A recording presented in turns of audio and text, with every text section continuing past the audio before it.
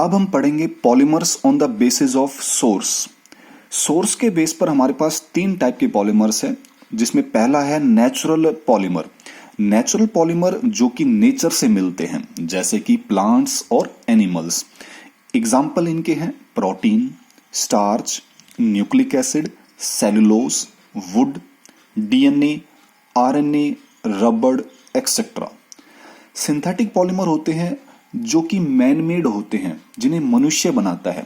Example plastic, nylon 6, nylon 66, buna S, PVC, PVC का मतलब polyvinyl chloride etcetera. तीसरी category है इसकी सेमी सिंथेटिक पॉलीमर, यानी कि जो नेचुरल पॉलीमर्स होते हैं उनके ऊपर अगर कोई केमिकल रिएक्शन की जाए या कोई केमिकल प्रोसेस किया जाए जिससे उन पॉलीमर्स के अंदर कुछ परिवर्तन आ जाए, तो वो सेमी सिंथेटिक पॉलीमर्स होते हैं। उदाहरण के तौर पे जैसे कि सेलुलोज। सेलुलोज जो कि नेचुरल पॉलीमर का एग्जाम्पल था, इसका आपने एसिटाइलेशन कर दिया, यानी कि एसिटाइल ग्रुप जोड़ दिया, तो आपको जो मिलता है वो सेलुलोज एसीटेट मिलता है। ये जो सेलुलोज एसीटेट है, ये एक सेमी सिंथेटिक पॉलीमर है। इसी तरह से सेलुलोज के अंदर अगर आपने नाइट्रो ग्रुप जोड़ दिया, यानी कि नाइट्रेशन कर दिया, तो आपको जो मिलता है वो सेलुलोज नाइट्रेट मिलता है। ये आपके पास एक सेमी सिंथेटिक पॉलीमर है। अब हम डिस्कस करेंगे classification of polymer on the basis of molecular forces. ये टॉपिक डिपेंड करता है पॉलीमर्स के बीच में, यानी कि जो पॉलीमर्स की चेन है उनमें लगने वाली फोर्सेस। और जो फोर्सेस होती है वो है जैसे कि वंडरवाल फोर्सेस है, हाइड्रोजन बॉन्डिंग हो सकती है, डाइपोल डाइपोल इंटरेक्शन हो सकती है। तो इनके बेस पर हमने इसको चार कैटेगरी में डिवाइड किया है। तो जिनको हमने बारी बारी से पढ़ना है, तो कौन कौन सी कैटेगरी है, ये कैटेगरी एक दूसरे से इंटरलिंक करके आपने इनको याद करना है। जैसे कि सबसे पहले कैटेगरी हमने लिखा है इलास्टोमर। इलास्टोमर के अंदर जो पॉलीमर्स चेन्स होते हैं उनके बीच में जो फोर्स लगती है, मतलब जो इंटरमोलिकुलर फोर्स लगती है, वो वीकेस्ट होती है। तो वीकेस्ट को आपने जरूर याद रखना है। इस वीकेस्ट फोर्स के वजह से इनके अंदर स्ट्रेचिंग होती है और इनके अंदर कुछ क्रॉस लिंकिंग भी पाई जाती है, यानी कि दो पॉलीमर चेन के बीच में थोड़ा बहुत लिंकेज पाया जाता है जो एक दूसरे से अटैच होते हैं। जिसकी वजह से होता क्या है कि जब हम इन पॉलीमर्स के ऊपर कोई फोर्स लगाते हैं और उस फोर्स को अगर हम मान लो रिलीज कर दें, वापस हटा दें, तो ये पॉलीमर्स अपने ओरिजिनल पोजीशन पर आ जाते हैं। एग्जाम्पल का आपने बड़ा ध्यान रखना है, क्योंकि एग्जाम के अंदर एग्जाम्पल भी आपसे पूछ सकता है। किस तरह से पूछेगा एग्जाम्पल? जैसे बूना एस है, तो आपसे पूछ लेगा कि बूना एस बताओ कौन सी कैटेगरी में आता है। नंबर 1 इलास्टोमर, फाइबर्स, थर्मोप्लास्टिक, और इसकी चौथी कैटेगरी है थर्मोसेटिंग पॉलीमर। तो आपने बूना एस को किस में रखना है? इलास्टोमर में अंदर। सेकंड हमारे पास है फाइबर्स। फाइबर्स के अंदर क्या होता है कि जो चेन होती है उनके अंदर स्ट्रॉन्गेस्ट इंटरमोलिकुलर फोर्स लगती है, और ये जो स्ट्रॉन्गेस्ट फोर्स होती है ये हाइड्रोजन बॉन्डिंग की वजह से या फिर डाइपोल डाइपोल इंटरेक्शन की वजह से होती है। इस स्ट्रॉन्गेस्ट फोर्स की वजह से ये जो फाइबर्स के अंदर जो चेन होती है ये बहुत क्लोज होती है, जिसकी वजह से इनको क्रिस्टलाइन नेचर मिलता है, यानी कि इनका जो नेचर है वो क्रिस्टलाइन के रूप में होता है।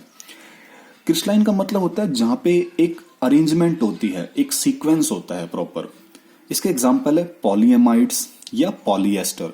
पॉलीएमाइड्स आपने पढ़े थे, जैसे कि नाइलॉन 6 होता है, उसके अंदर नाइलॉन 610 भी पढ़ा था आपने, नाइलॉन 66 भी होता है, और पॉलीएस्टर के अंदर आपने पढ़ा था जैसे कि टेरिलीन या फिर ग्लिप्टल को। ऐसे हमारे पास तीसरा इसका पार्ट आता है थर्मोप्लास्टिक पॉलीमर। थर्मोप्लास्टिक पॉलीमर के अंदर जो इंटरमोलिकुलर फोर्स लगती है वो इलास्टोमर और फाइबर्स के बीच की होती है, यानी कि इंटरमीडिएट होती है। मतलब इलास्टोमर से तो ज्यादा होती है फोर्स, लेकिन फाइबर्स से कमजोर होती है। तो इनके अंदर इंटरमोलिकुलर फोर्स कैसी होती है? इंटरमीडिएट होती है, दैट ऑफ इलास्टोमर और फाइबर्स। इसके अंदर एक खासियत क्या है कि इन पॉलीमर्स को हम मेल्ट कर सकते हैं हीट करने पर, और उनको फिर हम कन्वर्ट भी कर सकते हैं किसी डिजायर्ड शेप में ठंडा करने पर। डिजायर्ड शेप का मतलब क्या है कि जब आप कोई थर्मोप्लास्टिक पॉलीमर्स के जरिए कोई आप स्टैचू बना रहे हो या कोई भी चीज आप बना रहे हो और आप चाहते हो कि आप उसको चेंज करना चाहते हो, तो आप उसको दोबारा से क्या करो, हीट करो, उसको मेल्ट करो और फिर कूल करके उसको किसी भी रूप में कन्वर्ट कर सकते हो। एग्जाम्पल इसके है polythene, polystyrene, polyvinyl chloride. Fourth category है इसकी थर्मोसेटिंग पॉलीमर। थर्मोसेटिंग पॉलीमर क्या होता है, इनके अंदर जो पॉलीमर्स चेन्स होती हैं उन पॉलीमर्स चेन्स के बीच में बहुत सारी हेविली ब्रांच्ड होती हैं और बहुत सारी क्रॉस लिंकिंग होती है। क्रॉस लिंकिंग किस तरह से, जैसे आप हल्का सा स्ट्रक्चर में देख सकते हो, जैसे एक पॉलीमर चेन ये है, दूसरी पॉलीमर चेन ये है, तीसरी पॉलीमर चेन है, तो इनके बीच में ये लिंकेज जो है इसी को बोला गया क्रॉस लिंकेज। तो ये थर्मोसेटिंग के अंदर बहुत ज्यादा होती है और इसकी वजह से इनके अंदर एक खासियत आती है कि इनको अगर आपने एक बार सॉलिड में कन्वर्ट कर दिया तो उसको दोबारा से आप सॉफ्ट नहीं कर सकते हीट करने पर।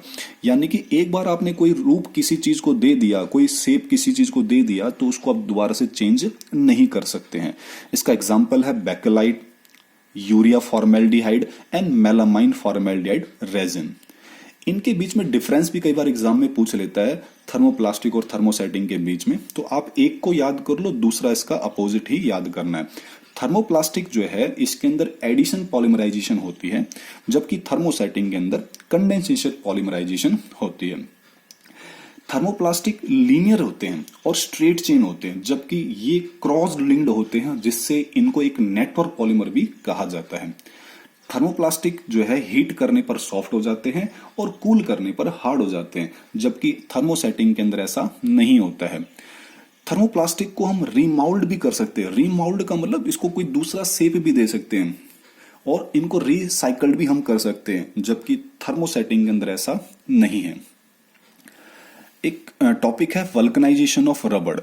वल्कनाइजेशन रबड़ क्या होता है कि जब हम नेचुरल पॉलीमर को सल्फर की प्रेजेंस में, यानी कि सल्फर के साथ अगर हम हीट करते हैं तो वो रबड़ कन्वर्ट हो जाती है एक स्ट्रॉन्ग रबड़ में, यानी कि वो वल्कनाइज्ड रबड़ में कन्वर्ट हो जाते हैं। यहाँ पे वल्कनाइजेशन करने का सिर्फ एक ही मकसद है कि जो नेचुरल रबड़ जो है उसकी क्वालिटी को इम्प्रूव करना। तो क्वालिटी जैसे किस तरह से इम्प्रूव करनी, हमने किस तरह से कह रहे हैं, जैसे कि आपके पास एक नेचुरल रबड़ है, आपने सल्फर की प्रेजेंस में इसको हीट किया तो आपके पास एक वल्कनाइज्ड रबर आ गया। इस वल्कनाइज्ड रबर का फायदा क्या हुआ कि जो नेचुरल रबर शुरुआत में जो सॉफ्ट थी या स्टिकी थी वो अब हार्ड हो जाती है और नॉन स्टिकी हो जाती है। जिसकी स्ट्रेंथ शुरुआत में कम थी अब उसकी स्ट्रेंथ ज्यादा हो जाती है। जो स्ट्रेट चेन का ये इसके डिफरेंस है, ये स्ट्रेट चेन का होता है और क्योंकि वल्कनाइजेशन होने की वजह से इसके अंदर क्रॉस लिंकिंग आ जाती है, जिसकी वजह से ये कहीं ना कहीं क्रॉस लिंक्ड पॉलीमर भी हम कह सकते हैं। तो ये था हमारे पास आज का टॉपिक। नेक्स्ट टॉपिक में हम डिस्कस करेंगे, नेक्स्ट वीडियो में हम डिस्कस करेंगे classification of polymer on the basis of structure.